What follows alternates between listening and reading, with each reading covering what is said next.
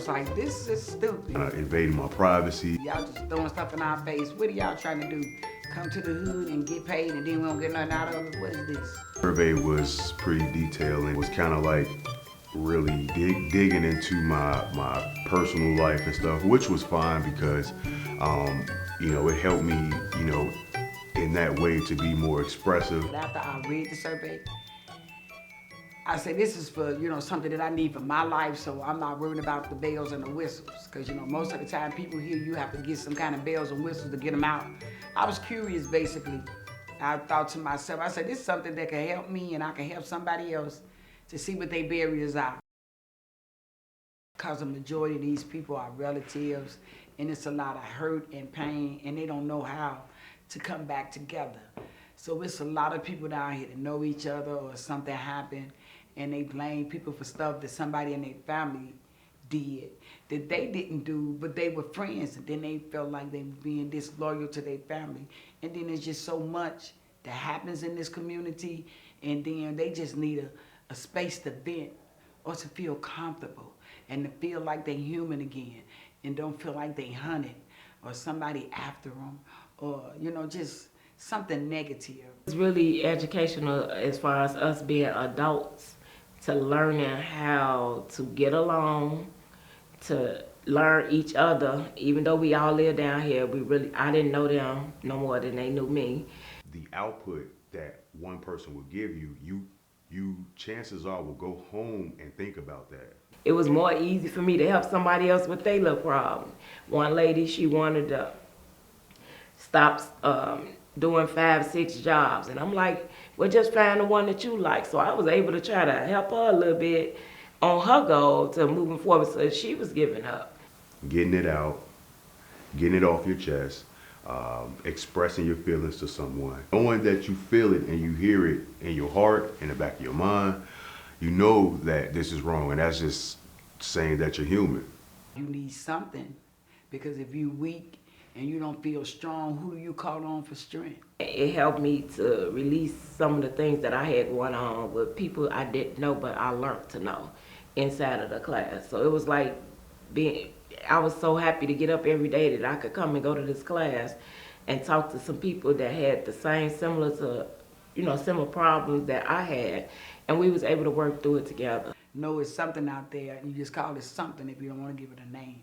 So that helped some of them it gave them strength to come every day because they didn't really want to get up and just commit to something is what I said. Start here. Be here every day on time. It can be a stranger, it can be a family member, but one of the best ways to step out of the avoidance, one of the best ways to step out of being afraid or being nervous or being timid is to actually go and talk with strangers. Is to actually engage with one another, because you never know what will come out of it. So it's more easier to talk to people that didn't know me, you know, to let them know how things was going on. I only know one of the ladies, but I didn't know the rest of them. And it was okay. You know, at first, at the beginning, this is not what I want to do. You know, so I didn't think I was going to go back. But at the end of that class, I was the first one there the next day. You had to write a forgiveness letter to yourself as anything that you needed to be forgiven for. I was so angry all the time. Like, any little thing, I mean, I was a nice person, but any little thing, I was just angry for no reason. My drinking addiction, when I used to get drunk, I'm gonna beat you up, and everybody know it. I would come to your house, everything. Mad at myself, mad at other people for no reason. Kept my distance in the house by myself. Forgive us, for we know not what we do, so we have to forgive ourselves daily. My forgiveness letter, I forgive myself for the people I don't remember terrorizing in my addiction. My anger was more with my family than outside of people. So that was even harder because it was in the inside and not on the outside. So it was like every day, the anger was still there. So until I released some of it, when I went to the class, I was able to let it out and still didn't come to a conclusion, like, why? I think it works because for me, I can't speak for nobody else, but for me, with me being physically and verbal abusive because I do so much for people and I feel like I've been wrong because I ain't do nothing to you. I tried to help you and then you got knives standing on my back, just hanging on my back, and I do everything I can for people at any given moment, you know. So for me, my forgiveness letter is not to carry that baggage around. It was, and like I said, within 2 days, I was able to call my sister and just talk to her. And I hadn't spoke to her in years. And we done been in the same room, we got the same mother, same father. But I was able, after talking to them, it was like, it wasn't nothing they told me to do, but it was just the fact that I had no reason to hold a grudge. You know, so whatever was the problem, it's over, it's in the past. So to move forward, I had to let it go. There's a weight, feel like a weight lifted off your shoulders, that you forgive yourself for whatever you need, whatever you remember and don't remember, and it just make you feel, you know, just calm and relax. You don't feel like, wow, I gotta remember if I did this or remember if I did that. Just forgive yourself and don't do it again. That's for me. I can't speak for nobody else. I forgive my sister, but I just became forgiving to every little thing that ever came across my way.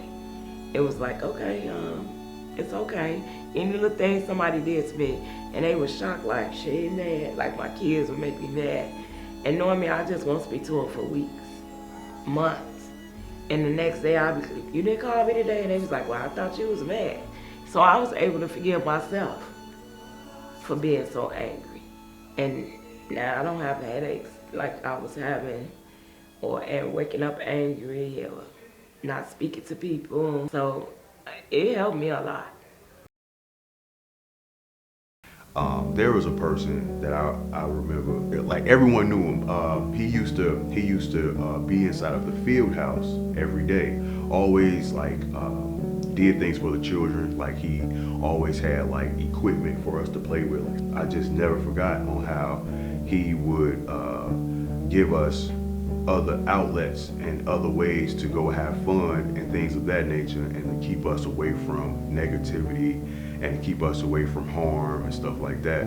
So I pretty much wanted to take that role and to do that while I'm here. That's definitely something that never left me, was knowing that there's actually people here who want you to have fun, they want you to do great things. And of course, as a child, you know, you're just seeing it as, okay, it's fun, I like this person is nice, this person is safe. And then as you get older, you're like, you know what, now I realize that this person wanted to get me in a different direction instead of just not being there for me at all.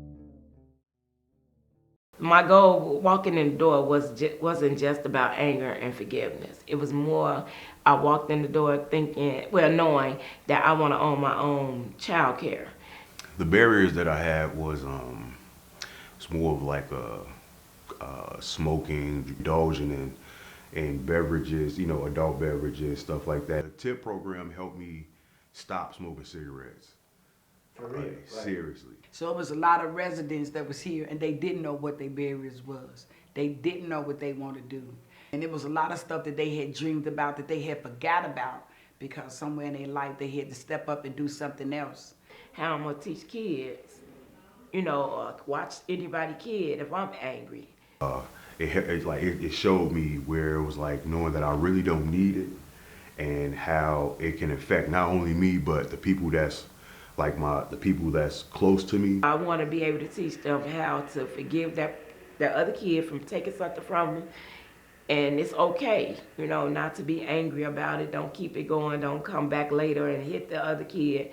Just let it go and say, okay, well, you can share my crayon. So that's where the forgiveness came in. I was talking with everyone, letting them know that this was my biggest barrier. And then I got a lot of help from the people in the TIP program. I got a lot of help. They were telling me places I can go to. They were telling me things that I can take to kind of alter my craving, things that I can actually do to get my mind off of it, help me engage more, and to get a lot of output from others to where I can go home and think about it, like, you know what, yeah, I can do it like this. And turns out, you know, it worked.